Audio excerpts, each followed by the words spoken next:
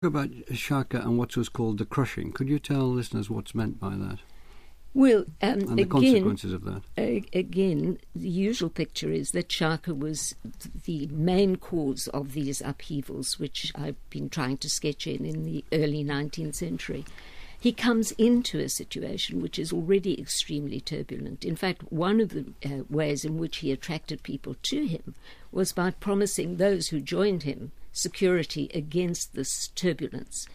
But in the conventional story of this period, there is this great turmoil labelled the crushing, Mifakane or Difakane in Sotho, where people scatter in a whole variety of directions. As I say, the conventional picture is that Shaka was solely responsible for that. We're now beginning to see that there were 4 or 5 large kingdoms responsible for that. I completely understand, and I'm not rushing or anything, but I just would like to localise it a little bit, because that's what we're supposed to be talking about. And so what did Shaka do, which was part of, I understand part of, I've got that, the crushing. What does the crushing mean? Well, the crushing means the conquest of neighbouring tribes and the fact that they scattered from this tiny corner of Southeast Africa right up to as far as Tanzania, present-day Tanzania, Zambia, Zimbabwe, and into the central part of South Africa, down into the Cape. And this was a consequence of a series of wars, for which Shaka held only part of the responsibility. Saul Dubois, in geographical terms, we've heard from Shula about the reach of the Zulu kingdom in its zenith in the 1820s. Can you tell us a bit more about how Shaka achieved this reach, expanding the Zulu clan in such a huge way? Well, I'm not. It depends when you say it's such a huge way. It is large in terms of the extent that Saul David started, 1,500 people or so. At its height in, say, the late 1820s, we're talking about a region which is probably about the size of Wales. I mean, Southeast Africa, you've got the Indian Ocean as one boundary, the Drakensberg as another boundary, the Pongola River up in the north towards Mozambique as another natural boundary, and towards the south, the Tugela River, which becomes the standard demarcation with Natal. Now, that's the core of the Zulu Empire. We're probably talking about 250,000 people or so. Well, actually, you said it wasn't very big. If it's gone from about 1,500 to 250,000 in 10 years, it's quite a jump. It is quite a jump. And so that's the size of it. And he achieved that through conquest. Well, the size is even bigger. And the conquest resulted in the crushing, which, as I understand it, was people rushed away, evicted, emigration, evacuees, that sort of thing on a very big scale. Yes, the reach of the Zulu Empire, if one thinks about the ability of Shaka and Dingaan and so forth to raid in order to get ivory or to further conquest or to secure their position, is considerably larger than that. But we're talking about a core. We must remember we're not talking about a modern state system with a bureaucratic way of policing borders and so forth. We're talking about client-state relationships between people that you can maintain control over. So there's a kind of core which we might say is about the size of Wales.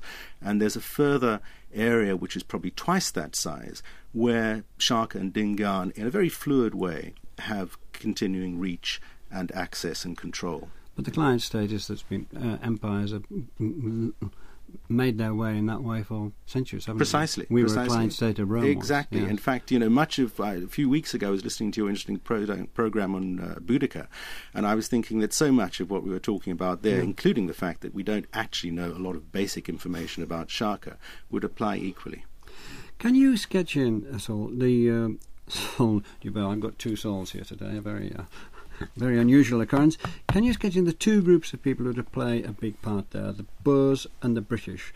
Where are they at this stage? Let's say in the 1820s, Shaka, and I know others, as Shula spelled out, are on the move in different ways. But let's stick with this.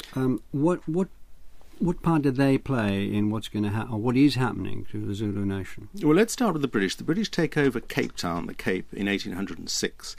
By the 1820s, they're firmly established in Cape Town. In the 1820s, about 500 miles to the northeast, after the Napoleonic Wars, a group of British settlers are placed in Grahamstown, which is a fort to defend effectively the eastern frontier against the Xhosa, who are really a much greater threat to the British at this time. There was 100 years of warfare with Xhosa. The Boers, who were the traditional Dutch settlers in the Cape, also pastoralists, move out from the Cape in the mid-1830s, partly because of the abolition of slavery. They wanted to keep their slaves. They wanted to keep their slaves, and there was problems with land, and they wanted to increase. They claimed that God had told them that this was their destiny to be. There's a lot of argument about that, but anyway, so they're moving through the interior of South Africa, and one party of them crosses the Drakensberg, sees Natal, the subtropical region, terribly fertile, and moves up and starts relationships of sometimes cooperation, trade, but warfare with the Zulu. The British as well, not even the British, but small, tiny parties of English speakers settle themselves at Port Natal, which is now Durban. So, and then there's all sorts of conflicts between the British and the Boers as well. So by the mid-1830s, you have the Nguni Zulu-speaking people in that region. You have the Boers pressing on the Zulus, and you have the British as well, who are concerned partly to restrain the Boers because they are very, very concerned about the consequences of the Boers establishing themselves. They did in fact create a proto-state called Natalia, and they're wanting to control those Boers, particularly when the Boers start fighting with the Xhosa, which is creating tensions or more reverberations on the Eastern Cape. So we're dealing with a very, very fluid, very complex picture, no clear states, lots of different influences. But different powers on the move, yes, and trying to be more powerful, yes, but literally on the move. Zulus expanding their empire, if you want to call it, lands, and the Boers looking for new lands, yes, and the British trying to consolidate around all those places. There's, as you say, a lot of fluidity, but a lot of power play as well. Saul David, Shaka was assassinated, as far as we know, in 1828. What happened to the Zulu nation after that? Well, he's killed by his two half-brothers, and fratricide is a bit of a theme in Zulu power politics, Zulu courtly politics. Not unknown in England. Not unknown in European politics either. And immediately, of course, the two half-brothers who've killed him then have a power struggle among themselves. Dingaan wins out, having murdered his brother, and he then takes control of this huge empire. But I think we have to see the Zulu Empire really at its zenith at this point, because from this stage onwards, not least because of the points that Saul's just made, the gradual encroachment on the power of the Zulus from the British and the Boers will ultimately lead, as we will come to its destruction.